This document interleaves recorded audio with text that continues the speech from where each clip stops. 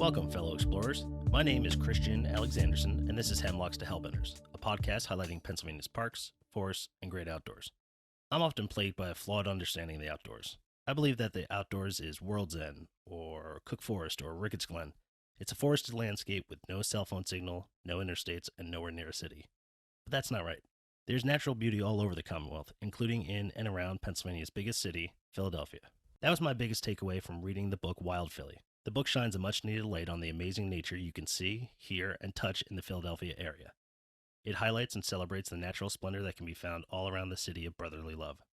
Wild Philly discusses the history of the region, provides information on the plants, trees, and animals that can be found, and recommends where you can explore the great outdoors in the greater Philadelphia area.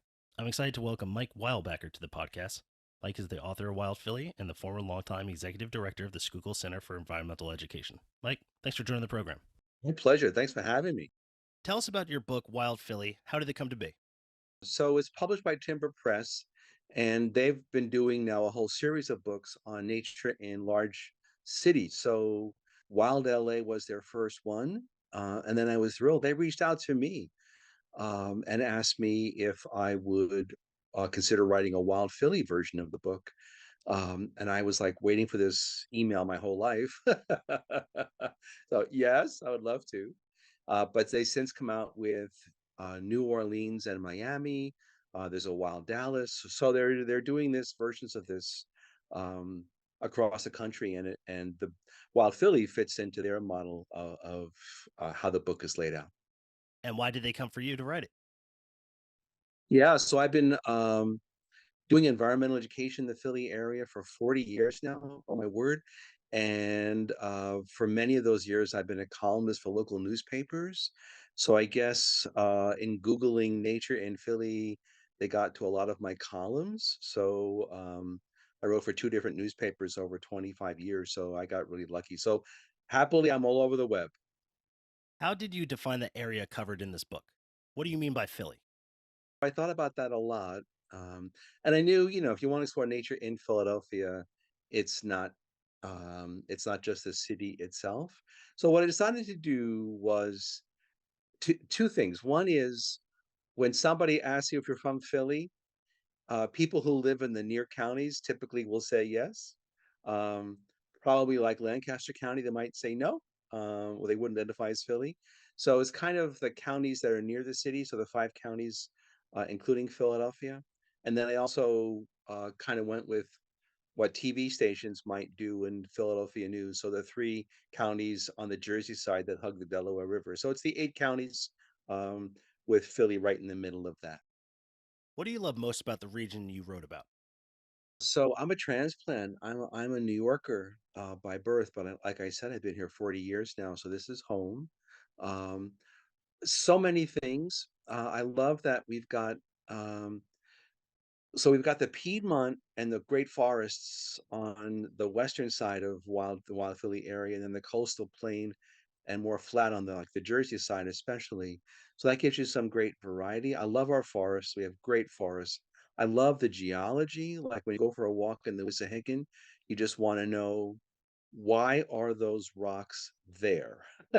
what what happened? I love that we're the northernmost place for some southern species and the southernmost place for some northern species.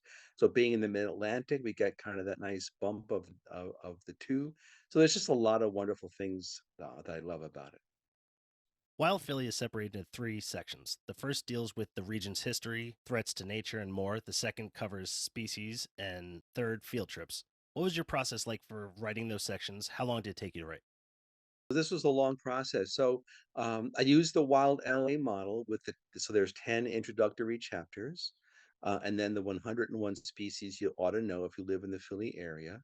And then there's the 25 walks, and I wanted to do some extra credit walks too.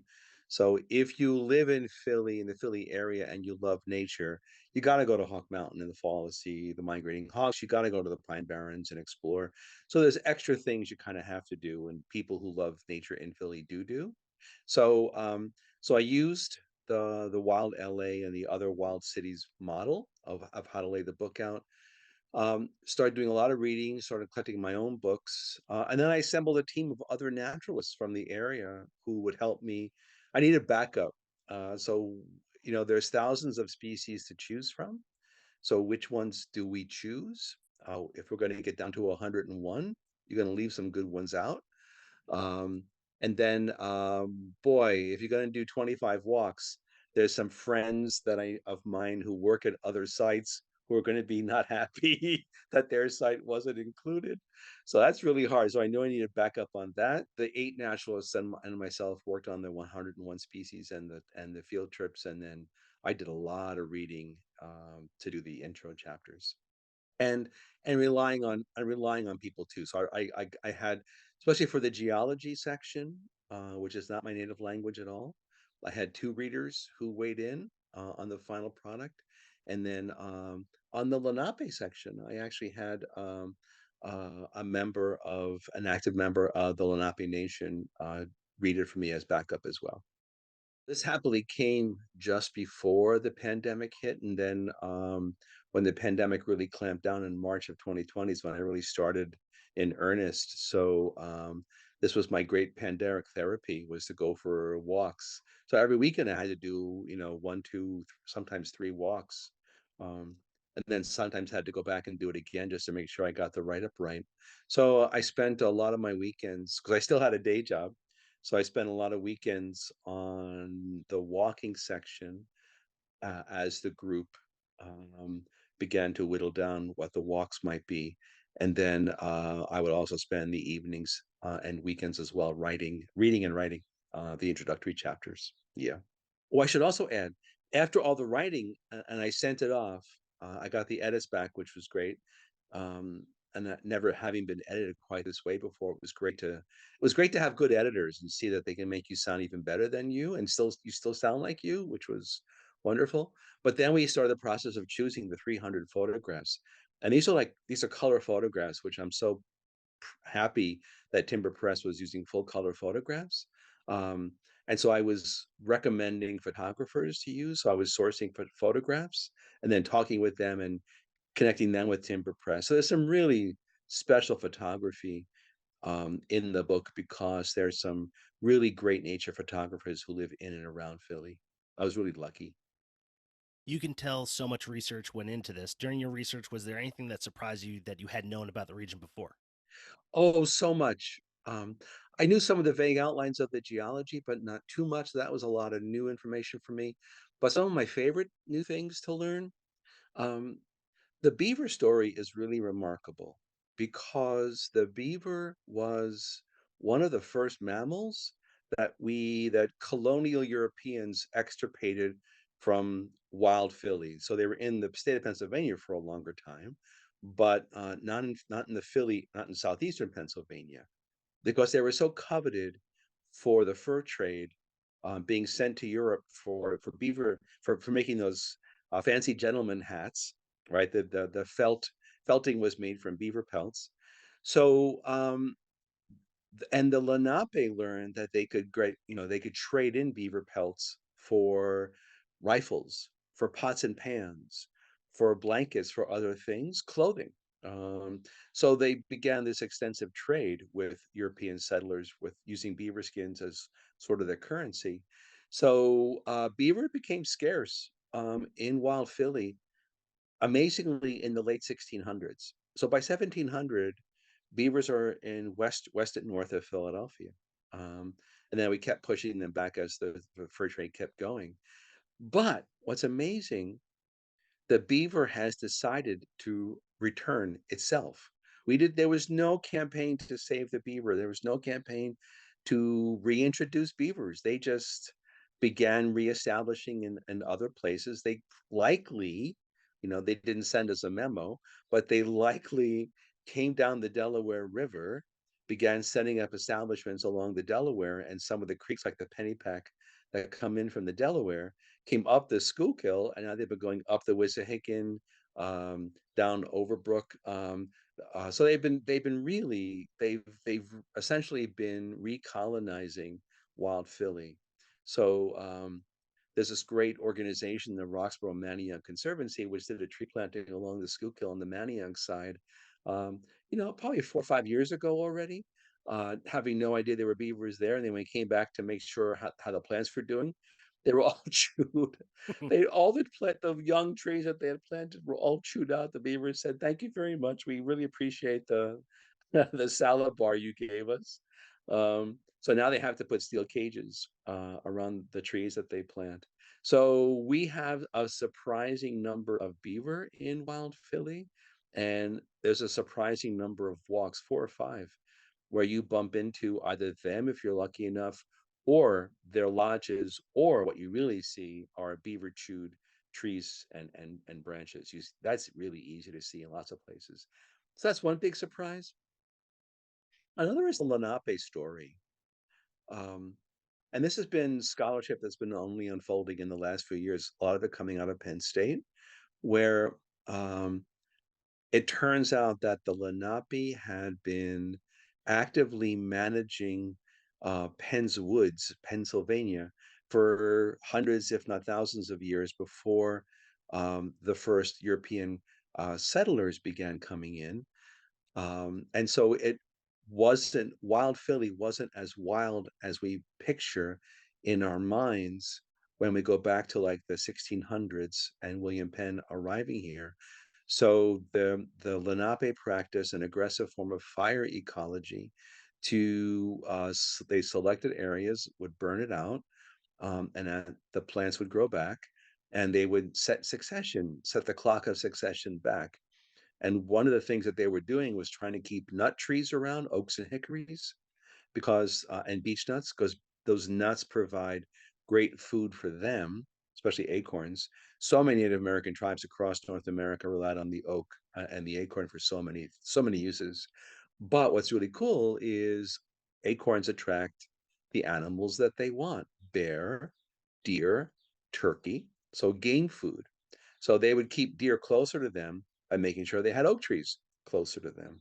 So the landscape was far more managed than we ever gave them credit for. They did live differently and had a lighter touch on the land, but they weren't passive. They were actively managing the landscape. Those are two of the big surprises for me in writing the book. I think that was the section of the book when I was reading about the Lenape that I was completely stunned, where I was like, they were doing smart forest management practices hundreds of years before people really started understanding how important those sort of practices are. That's exactly right. So they had an intuitive sense because they've been living here for thousands of years. They had a sense of how, if you do A, then B is going to happen. Um, I mentioned some of the reasons why they did it, but they were even doing it for tick management. Keeps tick populations down. And also, you can walk through the forest differently when after it's been burned. So you want to clear out areas so you can travel through them. So there are a number of reasons to do the fire ecology, but yeah, it's great. What more can you tell us about the Lenape and their effects of the land? Another big piece of the Lenape story that I think that we don't realize is that it's unclear if any European settlers really saw the Lenape as they really were, because by the time even the Swedish settlers were the first ones to come up before even William Penn and establish outposts in Lenapehoking, their name for the Delaware River watershed. By then, there had been the presence of other Europeans and other places in North America. And so, as the Indians traded with each other, they were also trading smallpox. So, smallpox and other diseases were following Lenape trade routes, so that the Lenape populations were already being devastated even as William Penn was showing up. So I think that we never got a full understanding of how a robust, healthy Lenape landscape might have looked back in the day, because they were already succumbing to those diseases, sadly enough. So that's another big piece of the Lenape story. Not a happy one, but an important one to understand. Oh, one of my favorite anecdotes is we also don't give Native Americans credit for a sense of humor. They're always stoic in so many of our movies, but they're people. Um, So Mequon is the name of a small village near Conshohocken, now been sort of subsumed into Conshohocken Township. There is kind of a Mequon area. Mequon School is there. So it's between Manayunk and Conshohocken on the Schuylkill River. Mequon is the Lenape word for feather. And it was the nickname that Lenape had for William Penn. They called him Mequon because he signed all of his treaties with a feather pen, with a quill pen. So they say, Mequon, here comes Feather. He's got that feather. He's going to sign everything with. So it was kind of their inside joke with each other of William Penn's name. And I actually do. There's a sidebar in the book of Lenape place names because they have bequeathed to us a lot of great place names. Manayunk itself, for example, the place where we drink. And everybody likes that one because it's Manayunk is, of course, the place where we'll go drinking, right? But actually, that was their name for the Schuylkill River. They called it Manayunk. That's the place where we drink. But that name got given over. So Conshohocken, Moyamensing, there's just so many great um, Lenape names across Lenapehoking, and so we've kept the place names, and some of the names are the translations are really funny. So um, I'd love for people to read it just to get to the place names. It's a great sidebar. I always find that as a mark of a good book is it takes me twice as long to read it than I expected because I'm like, wait a second, when did they do this? I'm like, oh, that's where the name of the Audubon Society came from. Oh, what is this? Lenape. I was like, all right, I got to Yeah. read some more about that. I was just, the first chapter of it, the first section of it, I was just enthralled of just learning as much as possible because I was like, it's one of those things where you go, shouldn't I know this already? Like, shouldn't I have been taught this along the way? It's just like so fascinating. I've really enjoyed that. Thank you, thank you. Yeah, you mentioned Audubon. I guess and we're talking about surprises. Philadelphia's history with natural history is really extraordinary. Audubon, came to the New World here, lived in Audubon, Pennsylvania, of course. So his homestead is here. When Lewis and Clark were sent by Thomas Jefferson out west to explore the Louisiana Purchase, though the two of them agreed that they had to go to one place in the New World to figure out what they should do because they were going to explore the area on behalf of Jefferson, who was a scientist and a naturalist himself. And so they came to Philadelphia. We were the Athens of the New World back in that day. We were the hotbed of science. So the Academy of Natural Sciences is one of the first scientific academies in America. Ben Franklin, of course, is doing his experiments here. Audubon, we mentioned, the Bartram's family not only has a garden, which is still active today, but they were the king's botanists. They're exploring New World botany and making incredible discoveries, including a tree they named for Ben Franklin, the Franklinia tree, which then disappears in the wild after they discover it. So you want to go to Bartram's garden and see the Franklinia tree. We can't see it in the wild. It's a huge mystery. So there's just this wonder. Oh, the painters. That was great. I really enjoyed that too. Just learning about these people that were so incredibly good at what they did of these paintings of these birds. And then you're like, oh, I wonder where they're from. But Charles Wilson Peale and his whole family. So Peale is painting portraits of the founding fathers. He was a huge portrait artist and revolutionary in Philadelphia.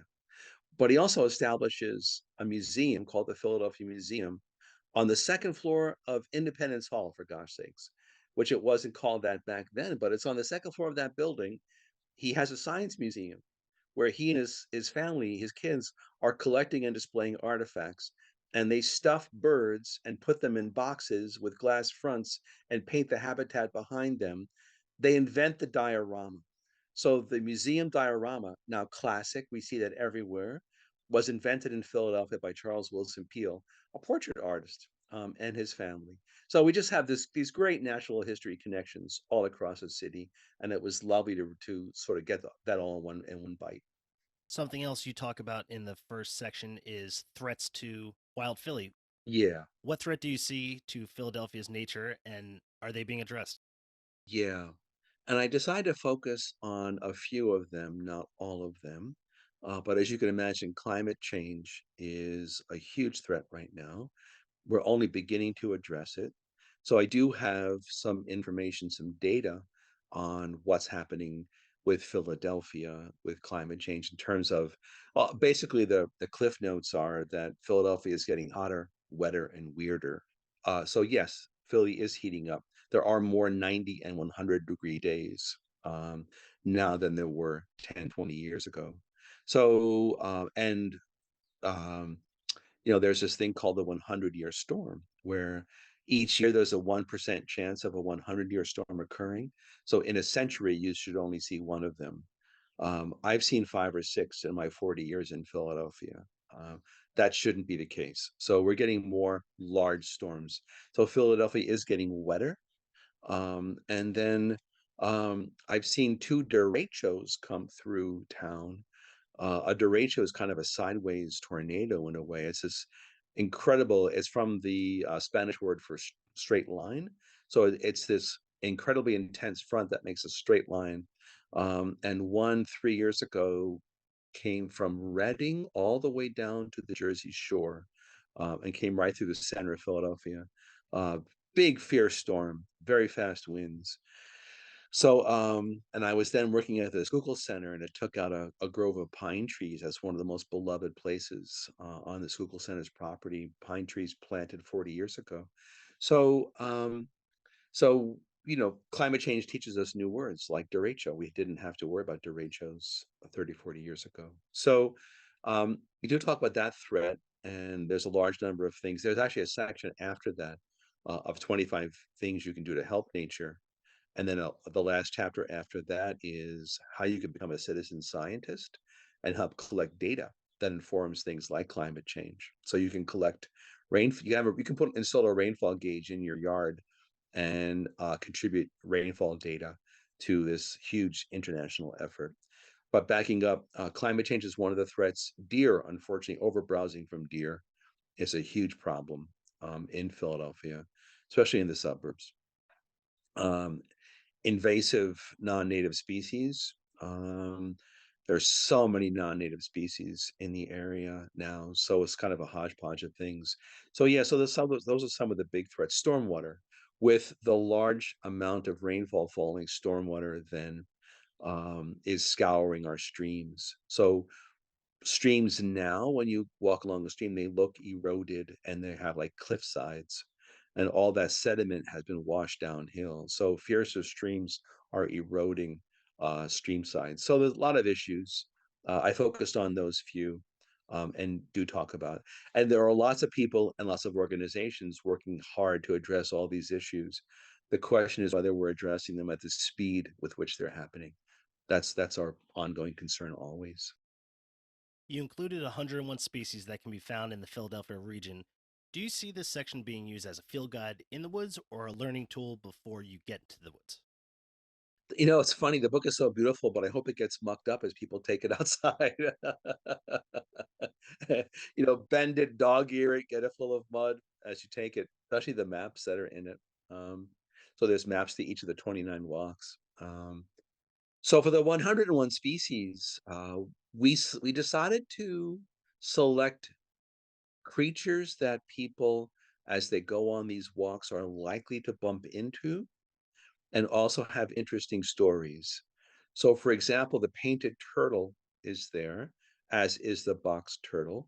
Now, the painted turtle you're very likely to see, the box turtle far less so, but we thought both stories were really important, so we included both turtles. But we had a fierce debate as to how many insects we should have. What's the right number of insects in 101? And what's the right number of birds and the right number of trees? Um, so what I'm hoping is people will essentially read the biographies as they feel like it, as they're inspired to read it. You can read it straight through or just nibble here and there. And then after each species, it tells you where you can find it if you're interested in it. So if you want to see, for example, the American sycamore, just a beautiful tree with one of the widest trunks of any tree in Wild Philly, um, it'll tell you where the best places are to see sycamore trees. So yeah, so hopefully they'll use it that way. So yes, take it along, but more likely read about it, and then maybe when you read something, you want to see it, and the walk will take you there. How surprised are people to find out about Philly's flora and fauna? Just the sheer amount that's available to them. So I think there's a number of surprises here too. One of them is that cities have been established long enough that nature is kind of folding itself back into cities, and nature is acclimating itself to cities. So raccoons, of course, have been a problem in Philadelphia. Um, so within the city itself, with a lot of abandoned houses and trash in the streets, scavengers like raccoons are doing pretty well. So you've got that issue. Coyotes can be seen walking down city streets. Not a lot, but it happens, and it's not as rare as you think. They're pretty reclusive, so you're not going to see them too often, but but it happens. Peregrine falcons are the fastest animal on the planet. They can dive at 200 miles per hour. They nest in a church steeple in Manayunk, and one of the walks takes you to the church steeple. If you do it on the right weekend, you can hang out with all the bird watchers at Couch Tomato Pizza in Manayunk. Get a pizza and a beer, and let you use their spotting scopes, and you can see the babies learning how to fly from the steeple in Manayunk. But peregrines also nest on City Hall in that tower and on all the bridges that cross the Delaware into Jersey. So we've got peregrine falcons, once an endangered species, nesting in the area. Bald eagle has a big nest on a pine tree, Tinicum, just a stone's throw from the airport. So it's really surprising, the kinds of nature you can find in and around the city, not to mention the kinds of nature you can find in some of the big parks. Ridley Creek State Park, John Hines National Wildlife Refuge, Pennypack Park up in the Northeast. Oh my gosh, the whole Wissahickon Valley Park, just incredible amounts of nature, great bird watching across that whole area. So in the city itself, there's much more nature than you expect. And then in the suburbs, it only gets better.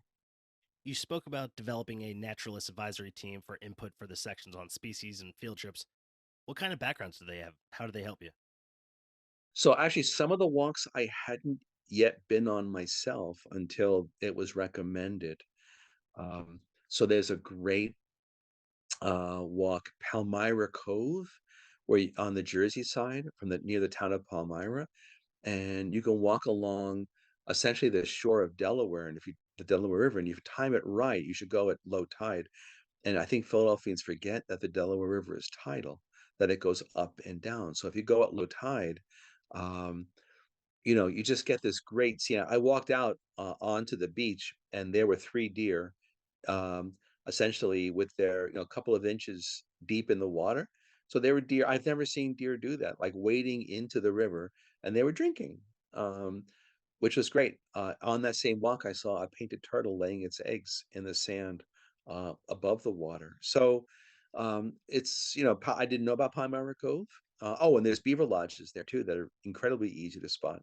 So one of the 8 recommended Palmyra Cove as a site, and turns out it's perfect. Great walk on the Jersey side, and you get to see coastal. I'm sorry, you get to see tidal Delaware River. Great birds flying around and things, weird things like deer wading. So they were adding those kinds of walks to it. So they've all been to interesting places. They also know about their own sites, and some of their sites I wanted to be included. So they would help me in writing the sections about their sites. Um, and they were just great information. They tend to, many of them have been naturalists for 10, 20, 30 years. So they just had an incredible wealth of information, which I was grateful for. If you had to recommend one field trip, what would it be? What a great question, and so hard. I think one of the things that I did in Wild Philly, which wasn't done in Wild LA, was I divided the walks into seasons. I think because Philadelphia has more seasonality than LA does, so um, you shouldn't just go to John Hines National Wildlife Refuge in general. You can go any weekend, but you should go in early May when the migrating warblers are coming through. Right? You should go to Bowman's Hill Wildflower Preserve in late April when the wildflowers are at their peak. So essentially, the best walk is the next one in the book.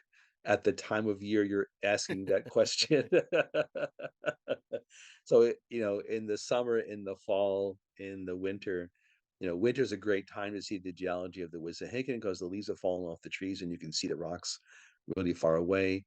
In the summer, there's a wonderful butterfly meadow in the Andorra section of Wissahickon Valley Park.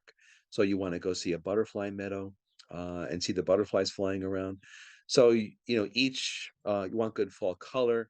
Uh, Two walks, one at Pennypack Park, the other at Pennypack Ecological Restoration Trust. So both along Pennypack Creek will give you the great fall color. Ridley Creek State Park. I know you're a big fan of state parks.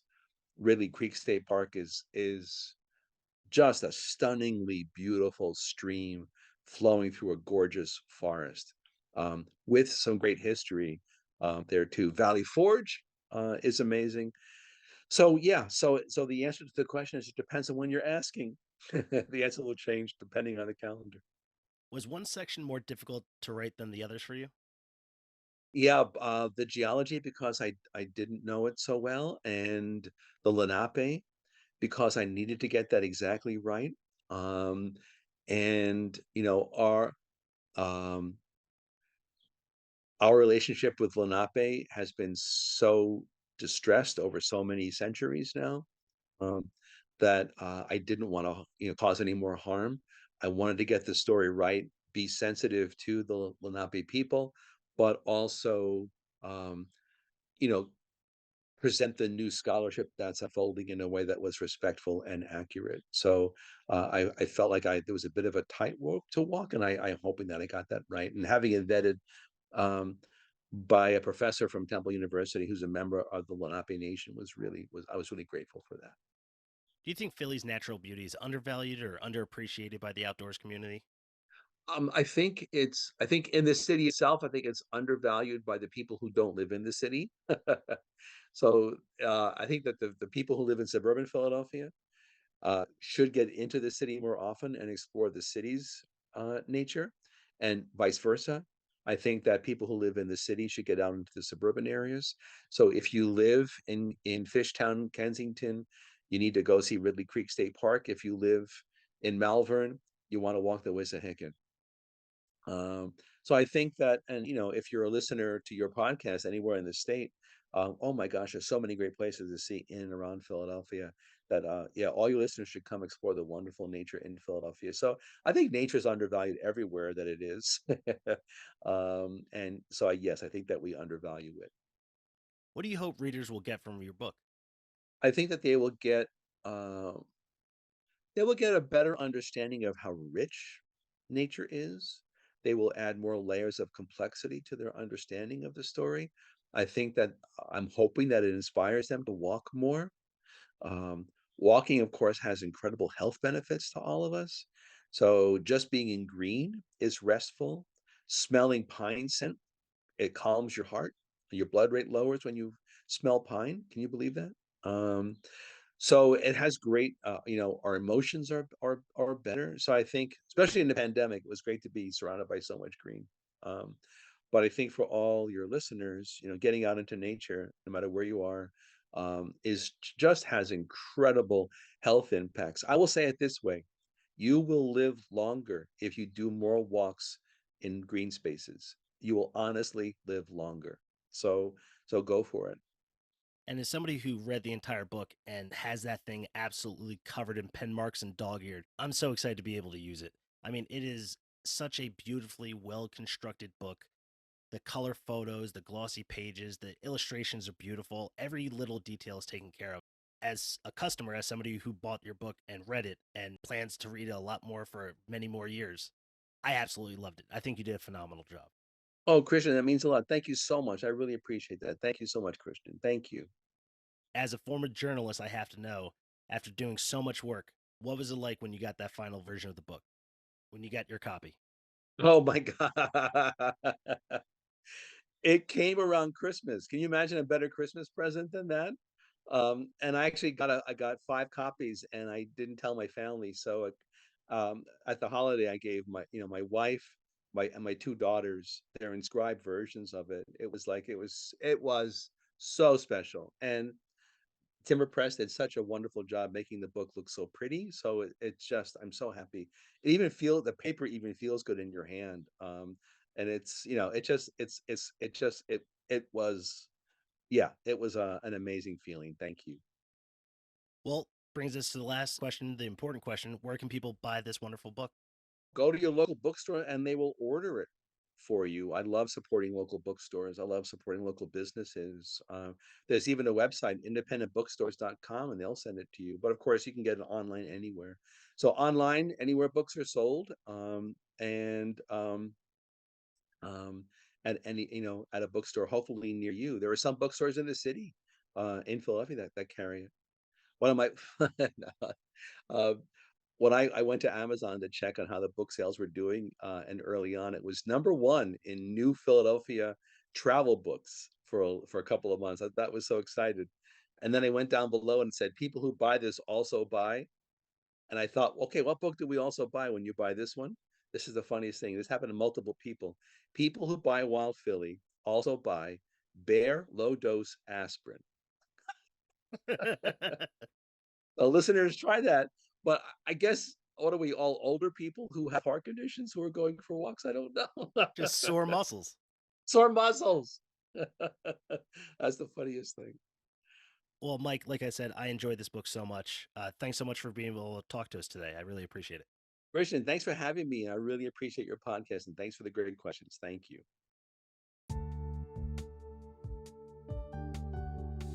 I want to thank my guest, Mike Weilbacher, for joining the podcast. Be sure to visit our website and follow us on Instagram and Facebook for more information about upcoming episodes.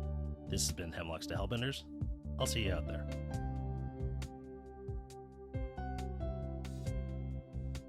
Hosting, production, and editing by Christian Alexandersen.